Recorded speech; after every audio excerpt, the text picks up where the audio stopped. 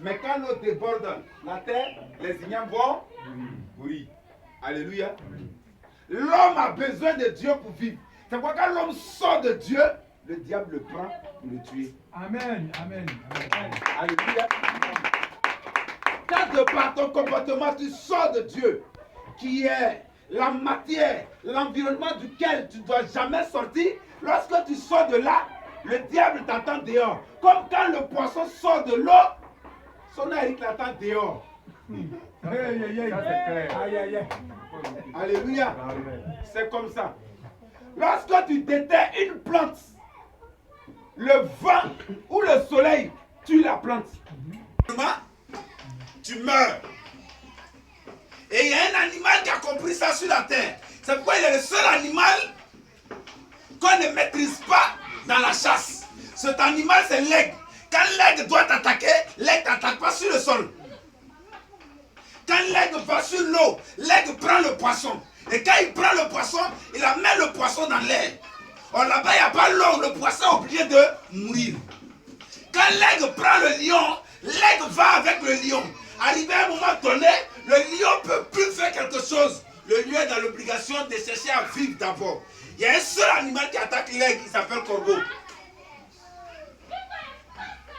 Quand corbeau attaque l'aigle, l'aigle ne dit rien. C'est le seul animal sur la terre qui attaque corbeau, l'aigle. Comment corbeau attaque l'aigle? Quand corbeau trouve l'aigle, il monte sur l'aigle. L'aigle n'a plus de force. Et il picore sur la tête de l'aigle. Dans son entendement, il fait ça jusqu'à le tuer. Alléluia. C'est l'aigle qui a dit à un poisson, tu es poisson. Mais ce poisson, tu es poisson. Et tu vis dans l'eau. Mais c'est cette eau-là, il faut faire attention à ça. Parce qu'avec cette eau, on peut te tuer. Le poisson vit dans l'eau, non? La sauce claire, c'est pas l'eau. Quand le poisson arrive, il nage encore. Donc, qu'est-ce que l'aigle fait? Je vous informe que le corbeau attaque l'aigle. Mais dans l'histoire, jamais le corbeau n'a tué l'aigle aussi. Pourquoi? Quand le corbeau monte sur l'aigle, l'aigle s'envole. Quand ils sont dans l'espace, le corbeau respire. Quand ils vont plus haut, le corbeau respire. Ils arrivent à une dimension où il n'y a que l'aigle seul qui vole là-bas. C'est dans les nuages. Aucun oiseau ne vole là-bas à part l'aigle. Quand ils arrivent à ce stade, là-bas, il n'y a plus d'air pour respirer. Le corbeau est asphyxié. Et il reste sur le dos de l'aigle. Et puis il meurt. Wow. Alléluia. Des gens peuvent te critiquer. Des gens peuvent dire ce qu'ils veulent. Les gens peuvent faire ce qu'ils veulent. Ils vont dire tout ce qu'ils pensent de toi. Ils peuvent même te diaboliser. Tu n'as pas besoin de parler. Change de milieu avec eux dans la prière. Amène-les dans une autre dimension. Une dimension à laquelle ils ne sont pas habitués de vivre. Quand vous arrivez dans cette dimension, à un moment donné, au départ, quand vous partez, le corbeau se sent bien. Parce que le corbeau se dit, ce n'est pas dans l'espace, nous ne sommes pas volés. Alléluia. C'est dans l'espace, non? Nous ne sommes pas volés. Ils vont voler. Quand l'aigle vole, le corbeau se sent à l'aise. À un moment donné, l'aigle arrive là où le corbeau n'est jamais arrivé. Le fétichisme est spirituel. Prier le Seigneur, c'est spirituel. Mais il y a des dimensions. Quelqu'un peut t'attaquer en sorcellerie. Quelqu'un peut t'attaquer avec des fétiches. Il ne faut pas l'empêcher de t'attaquer.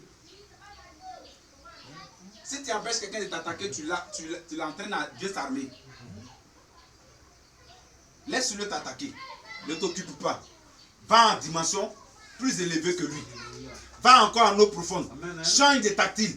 Il faut avancer avec ta prière. Il faut prier 2 fois. Si tu prières 4 fois. Si tu prières 4 fois, il faut prier 8 fois. Si tu prières 8 fois, il faut prier 16 fois. Je suis en train de te dire quoi? Je suis en train de dire qu'il faut aller à une autre altitude où ton ennemi ne peut pas arriver. Et quand vous arrivez dans cette dimension, ne pouvant plus tenir, il sera asphyxié lui seul. Amen. Alléluia. Amen. Alléluia. On vous a dit que si on vous gifle sur la joue droite, donnez la joue gauche. Je sais qu'on t'a expliqué que si on te fait du mal, il faut laisser. Et si on t'a expliqué que si on marche sur ton pied, il faut pardonner. C'est pas ce qu'on a dit. La Bible n'a jamais dit ça. Yeshua a dit, j'aime ceux qui m'aiment. Lui-même, on est entré à adorer. Il n'a pas dit ça. Attends. Il a dit, mais il n'a pas dit. Il dit, j'aime ceux qui... Si quelqu'un t'a giflé sur la joue gauche, dans la joue droite, ça veut rien. Ça ne veut pas dire que si quelqu'un t'a giflé, il faut dire merci. C'est pas ce que ça veut dire. Ça ne veut pas dire que si quelqu'un t'a giflé, il faut pardonner. C'est pas ce que ça veut dire. Ça veut dire que si quelqu'un t'a giflé là, ne lui dis rien. Mais adresse-toi à quelqu'un qui va le gifler. Amen. Amen. Parce que pour ta paix des gifles, il risque d'aller à l'hôpital, ils vont le soigner. Ou même tu peux le gifler, il peut te convoquer. Parce que laissez-moi vous dire, quand on fait palabre là, le plus souvent c'est celui qui donne le deuxième coup quand on voit son cas.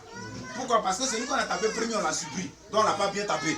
Mais toi, tu as tapé premier là. La douleur en toi. Donc la douleur en toi de la main, tu as tapé là. Ça ne sera pas la même façon quand tu avais tapé. L'autre n'a pas encore reçu de douleur. Et puis il fait comme ça, et puis il te caresse. Ça, il t'a caressé. Mais j'ai reçu la douleur. Je dois taper. Je vais d'abord taper pour lui qui l'a tapé là. Et puis il va taper pour moi. Et puis il met Guassou encore à taper. Alléluia. Et quand je vais vouloir taper, pour que je puisse bien taper, vous savez ce qui amène l'homme à bien taper? Hein? C'est la coulée. Oh, la coulée vient de qui? Ça vient de? Voilà pourquoi on dit quand tu gifles sur la joue gauche, il ne faut pas répliquer. Parce qu'un autre esprit va t'inspirer à répliquer. Et de la plus mauvaise manière. Mais va en eau profonde avec celui qui t'a giflé. Va en eau profonde avec celui qui veut t'humilier. Va en eau profonde avec celui qui pense que ce qu'il est en train de faire peut aboutir. Tu le regardes. Chers fidèles, j'ai le plaisir de vous dire, on ne laisse rien. Je vous informe. Maman, rien ne se pardonne. Car Satan ne va jamais se convertir. Je t'informe. Non, il ne se convertira jamais. Il a un ciel qui gère. Il ne va pas se convertir. Il est roi là-bas. C'est ceux qui vont aller en enfer qui vont brûler. Sinon, lui, il ne brûle pas. C'est lui qui allume le feu. Si quelqu'un vous a dit que Satan va brûler, Satan ne va pas brûler. Hein. C'est vous qui allez brûler. Vous qui partirez en enfer.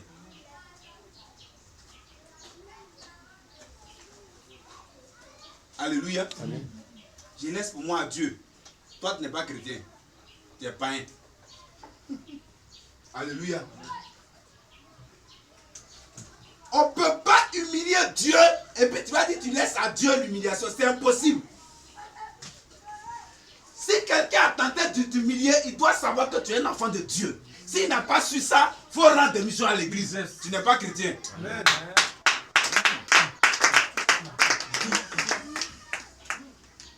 Alléluia. Amen. Si on t'a giflé sur la joue gauche, dans la joue droite là, ça veut dire si quelqu'un t'a humilié, t'a tapé, t'a fait quelque chose, il faut rien dire. On ne va pas lui dire merci aussi. On ne dit pas merci. On ne demande pas pardon aussi à la personne. Tu vas informer celui qui doit bien le gifler. C'est dans la prière, on s'en va avec. Parce que si quelqu'un a fait exprès pour mettre caca sur toi, tu vas sentir. Et au rendez-vous de ton affaire, on te donnera rien. Quelqu'un a dit on est sur la loi, ce n'est plus œil pour œil, dent pour dent, c'est pas ça? Ananias et Saphira sont morts pourquoi? Pourquoi ils sont morts? Oh, c'était dans la loi, non? Hein? Yeshua a dit, je ne suis pas venu pour abolir la loi. Ça veut dire que ça continue. Il dit, je ne suis pas venu pour abolir la loi. C'est pas ce qu'il a dit? C'est que la loi n'est pas terminée. Qui a dit ça fini? Il dit, je ne suis pas venu pour abolir la loi. Pourquoi ce n'est pas écrit? Pourquoi ce n'est pas il me trompe? Dites-moi si il me trompe. Ce n'est pas écrit? Il dit, je ne suis pas venu pour abolir la loi. Mais pour faire quoi? Pour la accomplir. Ça veut dire quoi? Dites-moi en français. Ça veut dire quoi? En français de Côte d'Ivoire, ça veut dire quoi? Qu'est-ce que ça veut dire? Pour faire ce qui reste à faire. Pour faire ce qui reste à faire. Accomplir, c'est faire ce qui reste à faire. Je suis venu pour vous montrer qu'il faut continuer ça. Tout ce qu'il enseignait sur la terre, c'était dans le livre. C'était dans la Torah qu'il enseignait. La Torah qu'on appelle l'Ancien Testament. Quand lui il vivait là, il y avait le Nouveau Testament. Non. C'est ce qu'il a vécu qu'on a écrit qu'on appelle le Nouveau Testament. Donc avant qu'on écrive ce que lui a vécu là, il lisait dans quoi pour enseigner? C'était l'Ancien Testament. Il dit, je ne suis pas venu pour abolir quoi que ce soit, pour terminer quoi que ce soit, mais je suis venu pour que ça puisse continuer. Si la loi était abolie, il n'aurait plus taillé en pièces tes ennemis. Bah, ils t'ont fait du bien, tu dois prier pour eux, pour qu'ils soient bénis. N'est-ce pas? Amen. Quelqu'un a tué ton enfant. Oh Seigneur, bénis-le parce qu'il a tué mon enfant. Permets qu'il puisse avoir la force pour tuer le dernier qui me reste. Parce que là, je veux que mon ennemi tue tous mes enfants. C'est pas ça? Donc logiquement, on ne doit plus prier lorsque le diable empêche nos enfants de travailler. Hein? Amen. On ne devait plus demander à Dieu de nous protéger. Or, la protection de Dieu tue l'ennemi. Amen. Vous savez ça, non? La protection de Dieu tue l'ennemi. Alléluia. Amen. Depuis déjà plus de 7 heures de temps, j'ai créé un projet que je dois faire valider. Alléluia. Donc, je devais avoir rendez-vous avec au moins 11 hôtels en Côte d'Ivoire ici. À commencer par Radisson. C'est toi qui m'as accompagné au Nomo, non? Donc, quand tu es mal habillé là, tu peux faire à la maison. Alléluia. J'ai fini avec Onomo. Je suis allé à Radisson. Je finis avec Radisson. Je suis en train de partir sur Azalai. Au niveau du 3e pont là. Voilà quelqu'un qui nous prend, nous percute par derrière. Et on s'en va. Et de mon côté où je suis assis, il va bousiller la voiture. L'accident a eu lieu, le pneu avant, les écrous là sont cassés. On est fille de fer. Et le pneu est quitté dedans. Donc notre voiture avait 3 pneus.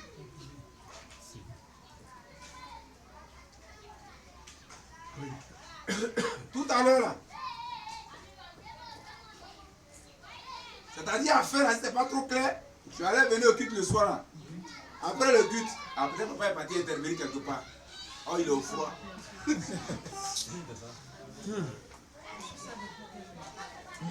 Je fais l'accident. J'appelle ma femme d'abord. Elle ne prend pas. Je raccroche. 30 secondes après, je reçois un appel de quelque part. Je demande à la personne, c'était toi. Il dit quoi? Il fait quoi? Est-ce que moi je peux te tuer? Il dit,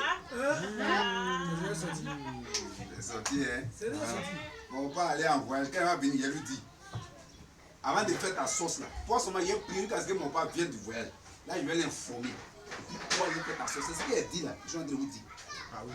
Il dit, mon père est parti en voyage. Quand il va venir de son voyage, il l'informe. Et puis il l'informe, toi, il a fait ta sauce. Moi, tu veux me tuer. Et puis tu vas vivre. À cause de quoi?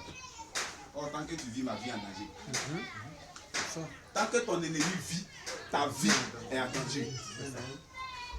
Parce que tu ne sais pas ce que la personne te reproche. Au moins si tu sais, tu peux dire. Au moins si tu sais, tu peux demander pardon. Au moins si tu sais, tu peux parler. Mais tu ne sais pas ce qu'on te reproche. C'est un projet de millions, hein. Projet de bâti géré là. D'ici au moins 2 semaines, 3 semaines, un mois, je valide le projet là. Attention, c'est pas bon. C'est comme ça il marche maintenant. Hein? Est-ce qu'on a dit qu'il dort? Il y a d'autres personnes qui ne dorment pas. Le diable ne dort pas, le Seigneur ne dort pas. C'est l'homme qui dort. Le diable ne dort pas, le Seigneur ne dort pas. C'est les deux qui veillent. Mais c'est ton comportement maintenant qui fait que chacun doit avoir pouvoir. Si tu te comportes d'une manière bizarre, Satan a pouvoir. Si tu te comportes bien, le Seigneur a pouvoir. Alléluia. Le gars qui nous a cogné, ce pauvre monsieur, Il est pour rien. n'y est pour rien. En voulant me tuer, sa vie est en danger. Parce que je ne suis pas sûr que ce monsieur est en train de vivre actuellement. Rien comme ça. Je crois quelque part, on vous dit aussi d'attraper la main du Seigneur très bien. Parce que, vous savez ce qu'on appelle balle perdue? C'est ça, balle perdue. D'ailleurs, il faut la guerre, c'est pas destiné à un copie. Bon, on dit sur toi, ça on appelle balle perdue. À cause de tuer une personne, on peut renverser un cas de 80 personnes. Tu es dedans aussi, tu peux mourir. Si tu n'as pas la main du Seigneur sur toi. C'est comme ça. Tu es dedans, tu peux mourir. C'est quand ce monsieur m'a appelé là. C'est ça qui m'a donné le courage même de mettre ça sur les réseaux sociaux. Pour que le Dieu puisse voir ça depuis au village là-bas. Là, il a vu qu'il était en ligne. Là, il va m'appeler. Tout ce qui m'arrive, lui, c'est que je connais toutes les origines de ce qui m'arrive. Donc, c'est là notre bonne amitié. Alléluia. Donc ne sors pas de l'environnement dans lequel on t'a fabriqué. Quand on déterre une plante, elle meurt. Quand on sort le poisson de l'eau, il meurt. Quand on sort l'animal de la terre pour le jeter dans l'eau, il meurt. Il y a un lion de terre, il ne peut pas vivre dans la terre. Il y a un lion de mer aussi, il ne vivra jamais sur la terre. Quand les deux s'appellent lion. Alléluia. Il y a un serpent de terre, il y a un serpent d'eau. C'est le serpent qui est sur la terre qui peut aller vivre dans l'eau. Mais le serpent qui est dans l'eau ne peut pas venir vivre sur la terre. C'est pas possible. Le serpent de mer ne peut pas vivre dans la lagune. Le poisson de la lagune, si tu l'as jeté dans la mer, il meurt. Le cerf va le tuer. Chacun a son environnement de fabrication. Alléluia. Toi, ton environnement, toi et moi, notre environnement, c'est Dieu. C'est de Dieu que nous avons été tirés. Le jour où on sort de Dieu, on meurt. On meurt économiquement, on meurt physiquement, on meurt spirituellement et on meurt pour le cercueil même. Oui, oui. Parce que tout ça, il y a plusieurs morts. Il y a à mourir financièrement, il y a à mourir spirituellement et puis il y a à mourir dans le cercueil. Alléluia.